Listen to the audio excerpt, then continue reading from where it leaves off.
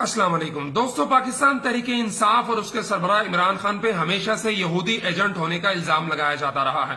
میں اس ویڈیو کے اندر نہ تو اس الزام کی تردید کروں گا اور نہ ہی اس الزام کو ثابت کرنے کی کوشش کروں گا۔ میں آپ کے سامنے چند چیزیں رکھوں گا، ان چیزوں کو دیکھ کر پرکھ کر آپ کیا نتیجہ نکالتے ہیں یہ آپ پہ جو ہے وہ ڈیپینڈ کرتا ہے۔ سین کچھ یوں ہے کہ اسلام آباد پریس کلب کے سامنے ڈیوڈ ایریل نام کے ایک شخص نے پچھلے 1 مہینے سے احتجاجی کیمپ لگا رکھا تھا۔ یاد رہے، ڈیوڈ ایریل یہ اس کا اصل نام نہیں ہے، بلکہ اس نے نام تبدیل کیا۔ اس کا اصل نام خلیل الرحمان ہے اور یہ فیصل آباد کے ایک معروف مذہبی گھرانے سے تعلق رکھتا ہے۔ اس مذہبی گھرانے سے اس کی تمام تر حرکات کے بعد اس سے اعلان لا تعلقی کر رکھا ہے۔ اس کا یہ احتجاجی کیمپ گزشتہ کل شہید سیالوی کی جانب سے اکھاڑ دیا گیا اور وہاں سے اسرائیل کے جھنڈے کو پھاڑ دیا گیا۔ ایک لفظ نہیں بولنا۔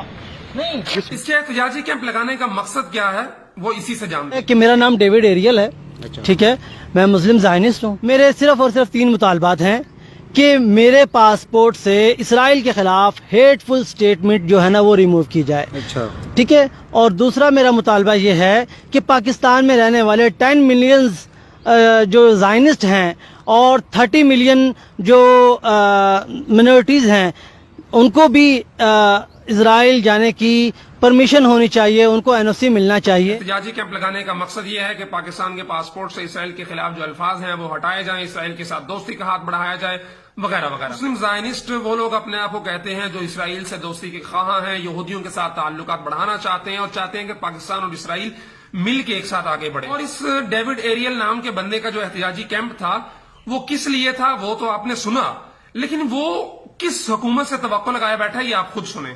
میں اپنا مسلم لیگ چھوڑ کے PTI کو جوائن کیا، PTI کو ووٹ دیا تاکہ اس میں انصاف اور احساس رکے گا، اور حقیقت کہتا ہوں مجھے امید ہے کہ PTI میں انصاف اور احساس ہوگا۔ مسلم لیگ نون چھوڑ کے میں نے تحریک انصاف جوائن کی۔ تحریک انصاف کیوں جوائن کی وہ بھی آپ کو پتا ہے کہ اس کو کون سا انصاف چاہیے، اسرائیل کے ساتھ دوستی ہونی چاہیے، یہودیوں کے ساتھ جو ہے وہ سلام دعا ہونی چاہیے۔ میں یہ نہیں کہتا عمران خان یہودی ایجنٹ ہے یا پاکستان تحریک انصاف یہودیوں کے مفادات کا تحفظ کرنے کے لیے اقتدار میں لائی گئی ہے۔ میں تو آپ کے سامنے کچھ چیزیں رکھ رہا ہوں۔ آپ کو یاد ہوگا کہ پارلیمنٹ کے فلور پہ کھڑے ہو کے پاکستان تحریک انصاف سے تعلق رکھنے والی رکن قومی اسمبلی آسمہ حدید نے اسرائیل سے دوستی کے حق میں لمبی چوڑی ایک تقریر کی تھی، جس کے اندر تاریخی لحاظ سے، مذہبی لحاظ سے عجیب و غریب قسم کی دلیلیں دی تھی۔ اس میں ایک دلیل یہ بھی تھی کہ آپ صلی اللہ علیہ وسلم کا تعلق بھی بنی اسرائیل کے ساتھ تھا، نعوذ باللہ، کہ آپ صلی اللہ علیہ وسلم کا تعلق بنی اسرائیل کے ساتھ نہیں ہے۔ اس میں یہ دلیل بھی دی گئی تھی کہ آپ صلی اللہ علیہ وسلم نے یہودیوں کو خوش کرنے کے لیے جو ہے وہ نمازیں بیت المقدس کی طرف منہ کر کے پڑھنی شروع کر دی تھی، حالانکہ یہ بھی غلط تھا۔ اس میں یہ بھی دلیل دی گئی تھی کہ آپ صلی اللہ علیہ وسلم نے جو ہے وہ حضرت علی نے فرمایا، آپ نے فرمایا کہ یہودیوں کے ساتھ جو ہے وہ دوستی کرو، اور ان کے عجیب و غریب قسم کی دلیلیں دی گئی تھی جو کہ بالکل جھوٹ تھیں، بلنڈر تھے، آپ صلی اللہ علیہ وسلم میں بہتان باندھے گئے تھے۔ ان یہودیوں کو خوش کرنے کے لیے انہوں نے نماز جو تھی جروسلم میں کر دی۔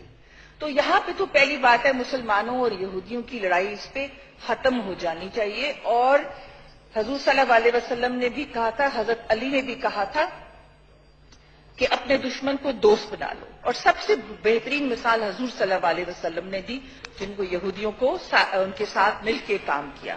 اور اس کے بعد ہم دوسری بات میں یہ بھی دیکھتی ہوں کہ ہم اتنا یہودیوں کے نام پہ ایک دوسرے کو برا بھلا کہتے ہیں اور اتنا ہم ڈیگریڈ کرتے ہیں۔ ابراہیم علیہ السلام کے اسحاق ایک جو ہے اسحاق علیہ السلام اسماعیل ایک جو ہے یہودی کا کلان ہے اور ایک کیا کہتے ہیں کرسچنز کا کلان ہے، اس طرح ہم سب ایک ہیں۔ اور آخری بات میں کہہ رہا ہے کہ حضور صلی اللہ علیہ وسلم بھی تو بنی اسرائیل سے تھے، سو اگر ہم تھوڑا سا اس پہ سچ سوچ لیں۔ سوال یہاں پہ یہ بھی پیدا ہوتا ہے کہ پاکستان تحریک انصاف کی حکومت کے آمد کے ساتھ ہی کیوں اسرائیل کے ساتھ دوستی کی پینگیں بڑھانے کی باتیں ہو رہی ہیں، اور کیوں پہلی دفعہ میڈیا پہ اس قدر زور و شور سے ڈیبیٹس ہوئی کہ اسرائیل کو تسلیم کر لیا جائے، اسرائیل کو تسلیم کرنے سے کیا کیا فائدے حاصل ہو سکتے ہیں، اور یہ ڈیبیٹس کن کن میڈیا چینلز پہ بیٹھ کے ہوتی رہی کہ فلاں عرب ملک نے بھی اسرائیل کو تسلیم کر لیا، فلاں نے تسلیم کر لیا تو ہم کیوں نہیں تسلیم کر رہے ہیں۔ کیا وجہ ہے کہ پاکستان تحریک انصاف کی حکومت کی آمد کے ساتھ ہی وہ جرنیلز اور جو لوگ تھے وہ میڈیا پہ آ کے اسرائیل کے حق میں دلیلیں دیا کرتے تھے، اور کیا وجہ ہے کہ پاکستان تحریک انصاف کی حکومت آتے ہی اسرائیل کا طیارہ بھی جو ہے وہ پاکستان کے اندر آیا تھا؟ کیا وجہ ہے کہ عمران خان لندن جا کے ایک مسلمان امیدوار صادق خان کے مقابلے میں زیک گولڈ سمتھ کو جو کہ کٹر یہودی ہے اس کو جا کے سپورٹ کرتے ہیں لندن میئر الیکشن میں، اگرچہ بعد میں وہ ہار گیا بری طرح سے، صادق خان جیت گئے۔ یہ کچھ چیزیں سمجھ میں نہیں آ رہی ہے کہ پاکستان تحریک انصاف کی حکومت میں ہی ڈیوڈ ایریل احتجاجی کیمپ لگاتا ہے اور کہتا ہے کہ میں نون لیگ چھوڑ کے تحریک انصاف میں ہے کہ یہاں پہ میری بات سنی جائے گی، کیونکہ وہ بھی جانتا تھا کہ یہ کون لوگ ہیں اور کیا وجہ ہے کہ ڈیبیٹس تحریک انصاف کی حکومت میں میڈیا میں ہوتی ہیں. گزشتہ 1.5 سال کی میڈیا کی ہسٹری آپ اٹھا کے دیکھ لیں اور پچھلے 70 سال کی اٹھا کے دیکھ لیں, جتنی زیادہ قوت کے ساتھ اور زور و شور کے ساتھ اسرائیل کو تسلیم کرنے کی باتیں, یہودیوں کے ساتھ تعلقات بڑھانے کی باتیں گزشتہ 1.5 سال کے اندر میڈیا پہ ہوئی ہیں یا قومی اسمبلی کے اندر ہوئی ہیں, 70 سال میں ایسی باتیں نہیں کی گئی ہیں. اس کا نتیجہ کیا نکلتا ہے؟ کون یہودی ایجنٹ ہے, کون نہیں ہے, کون سی جماعت یہودیوں کے مفادات کے تحفظ کے لیے کام کر رہی ہے, وہ نتیجہ آپ خود نکالیں. چیزیں آپ کے سامنے رکھ دی ہیں, آپ اس کے اندر سے کیا نتیجہ نکالتے ہیں یہ ڈیپینڈ کرتا ہے آپ پہ. بہت شکریہ.